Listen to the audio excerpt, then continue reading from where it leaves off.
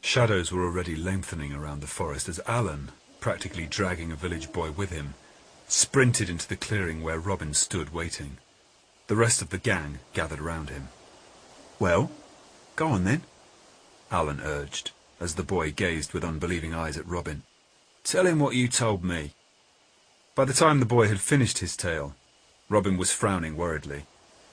Next to him, Much tried to adopt a similarly concerned expression, but just looked like he was in pain. "Well, the sheriff sunk to a new low," Much said. "For him, that's quite an achievement." "He's using Kate to get at me," Robin said bitterly. "And she's suffered enough already because of us." "So, we go in and rescue her," John said, hefting his staff. Alan stared at him.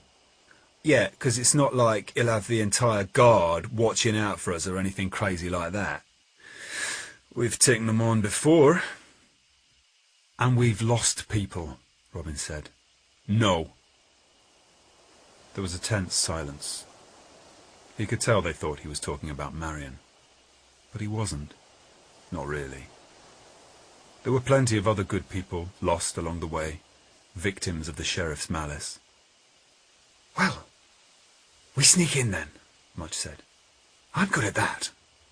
"Well, what do you think, Robin?" John asked. "Going arrows flying or silent in the dead of night?" "Neither," Tuck said before Robin could reply. "That's exactly what the sheriff is expecting us to do." Much shrugged. "Well, when has that ever stopped us?" "He's right," Robin said. "If we didn't attempt the impossible now and again, we wouldn't be us. Wouldn't be legendary," he said, pointedly to Tuck. "Think about it," Tuck said. "What happens if we do manage to rescue her?" "We feel really good about ourselves," Much suggested. "And who knows, pretty girl like that, overflowing with gratitude, heat of the moment, it could be a very rewarding experience." "But she's a witch," Tuck said. "I thought we didn't believe in witches." "We don't," Robin said, glaring at Tuck. "But the villagers do. And if we rescue one—" Robin nodded, suddenly understanding. "Then we must be in league with the forces of darkness. It'll just prove everything the sheriff said about us was true." "Clever old sheriff," Much said bitterly. "So, what are we going to do?" John asked. Robin grinned. "Be cleverer."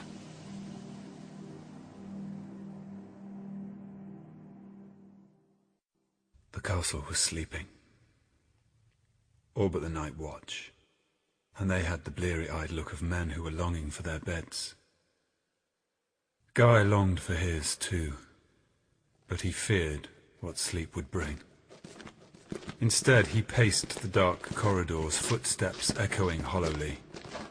He thought he was awake, but maybe he was still dreaming. Perhaps he'd never woken from his last nightmare. Perhaps he never would. "Look at it this way," Marion said. "If you're still asleep, then you might as well do the right thing. What have you got to lose?" "Nothing," he sighed. "I've lost it all already." "Losing implies it was an accident. You threw it away." He spun to face her, no longer caring if anyone might be watching. "Threw what away, Marion? Your love? That was never mine to begin with." "Maybe not. But you had my respect, Guy." "Did I? You only thought well of me when I did what you wanted, when I acted like your precious Robin. You never cared for who I really was. I don't think you even knew me." "What's that, my lord?" a voice said. It was the soldier outside Kate's cell. Guy realized with a start that he'd somehow made his way down to the dungeons. Maybe Marion had meant to lead him here all along. "Nothing. You're dismissed." The man hesitated, blunt red face creasing with worry. "Go on, man," Guy barked. "She's not going to break through solid wood, is she?" The soldier nodded reluctantly and turned away. But he kept glancing at Guy over his shoulder as he went. How much of the conversation with Marion had he heard? Did he think Guy had lost his mind? Maybe he had. What was to be gained from talking to this woman? He should walk away. But he leaned his forehead against the prison door to peer in through the narrow bars. A pair of blue eyes stared right back at him. "Maybe I can break through solid wood," Kate said. "I am a witch, after all." "So the witch-finders say." She narrowed her eyes, studying him. "But you don't really believe that, do you?" "We all saw the evidence." She scowled. It didn't suit her. Like Marion, she had a face that was made for smiling. He stole a glance at the spirit beside him, and Marion scowled back, her face a mirror of Kate's. "Evidence?" Kate scoffed. "When he stabbed me with that needle, I didn't feel anything." "Because you're a witch." "Because it were fake. There was some trick to it." "Even if that's true," he said, "the child named you a witch." "You know that girl was lying," she said. "You probably paid her to lie." "No, I didn't," he insisted. But he suspected the sheriff had, and he couldn't look Kate in the eye. He felt her staring at him for a long, hard moment. Then he heard her sigh, and when he finally looked up, she'd turned away. "I don't know why I'm bothering. If you could murder my brother and kill the woman you love, why on earth would you save me?" He slapped the door in a sudden rage. "You know nothing about it!" he shouted. "Nothing!" "But I do," Marion whispered. "And what has she said that isn't true?" "You made me kill you! You left me no choice!" Marion smiled at him with that affectionate expression he'd allowed himself to believe was love. "There is always a choice, Guy. You know that. The sheriff chose the witch-finders to arrest her. Haven't you wondered why he picked them in particular?" "Because they're the best," he said, not caring that Kate could hear him. "They knew things, Marion, about me and the villagers. It was uncanny. They've got powers. You can't deny that." Marion rested a hand against his arm. He looked at her elegant white fingers, but he couldn't feel them. Her touch was as insubstantial as a sigh. "Oh, Guy," she said, "you always did trust the wrong people." With so many newcomers to House, Nottingham's inns were doing a roaring trade. Robin had to visit 9 of them before he found the witch-finders he was looking for. It turned out they were staying at the most expensive tavern in town, and he wondered how they could afford it. Was the witch-finding business really so lucrative? Or had they found an alternative source of income? He ducked through the doorway, hood pulled over his face. The room inside was murky with smoke from the fire. The smell of chicken broth filled his nose, and he realized that he was starving. He gestured to a serving maid to bring him a bowl, then found a seat in the darkest corner. The witch-finders were sitting at different tables. Well, they probably weren't in league with each other then, just the sheriff.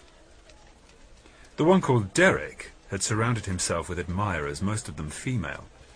He was swilling wine directly from the bottle, and judging by the glazed look on his face, had been doing it for a while.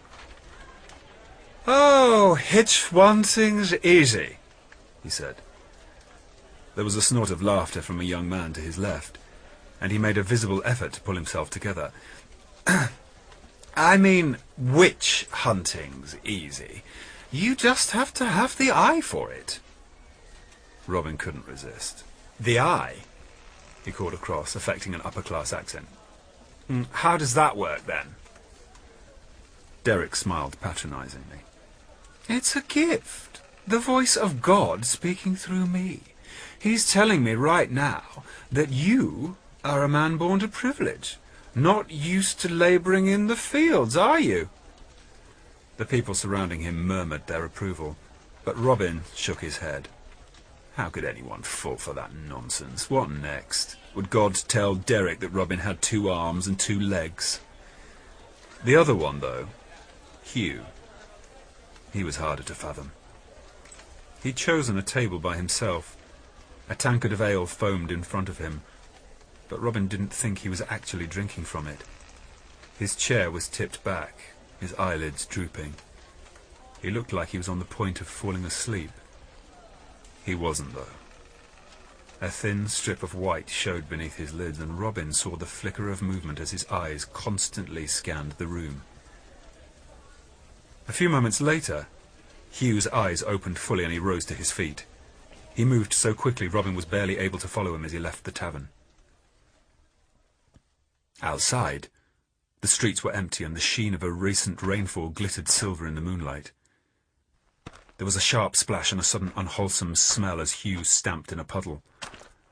Robin was careful to skirt it as he followed a few moments later, hugging the shadows by the wall. A dog barked somewhere in the distance. Hugh was moving more cautiously now, almost as if sensing he was being followed. His head twisted suddenly, looking behind him. Robin's feet skidded in the mud as he ducked beneath the lintel of the nearest house. Hugh turned round more fully, peering back. Robin resisted the urge to move, to draw himself further into the shadows. He knew that the slightest movement would draw the witchfinder's eye. There was a long, tense moment of stillness. Then Hugh shrugged and moved on. It was 5 more minutes before he stopped again, and this time someone else was waiting for him. A small man with mousy hair and irregular features. He was so ordinary-looking, Robin wasn't sure he'd recognize him if he saw him again in an hour. That was probably the point. Robin eased himself nearer. But the 2 men stood beneath a window illuminated by a lamp. Robin could get no closer than 20 paces without risking discovery. Although the men were whispering, the sound carried sharply in the still night air. "Was Mistress Perry impressed with your knowledge?" the new man asked.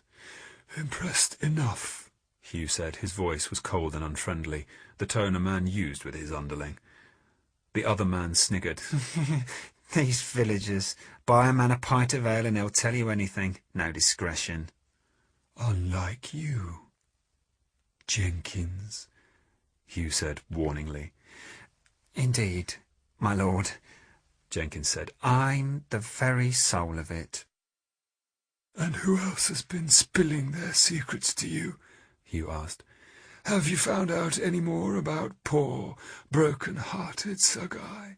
Jenkins grinned, looking suddenly wolfish. "Oh, yes, Sir Guy, so tragic. He killed the woman he loved when he found out that she loved another." "Sounds like a bad folk song," Hugh said, "and you've already told me this." "Not a new story," Jenkins agreed, "but a new twist. For the man she loved was none other than Robin Hood himself." "Ah," Hugh said, "suddenly things are starting to make sense." "A gold sovereign's worth of sense?" Jenkins asked. "Silver," Hugh said. The coin glittered in the moonlight as he flipped it through the air. Jenkins lunged to catch it, tripping and falling to his knees in the mud. Hugh ignored him as he turned and walked away without another glance. When he'd secured the coin, Jenkins followed, sticking to the shadows as if he knew that was where he belonged. Robin lingered in the darkness under the eaves. So, the witch-finders were frauds. Both of them, as he'd known all along. The question was, what could he possibly do about it?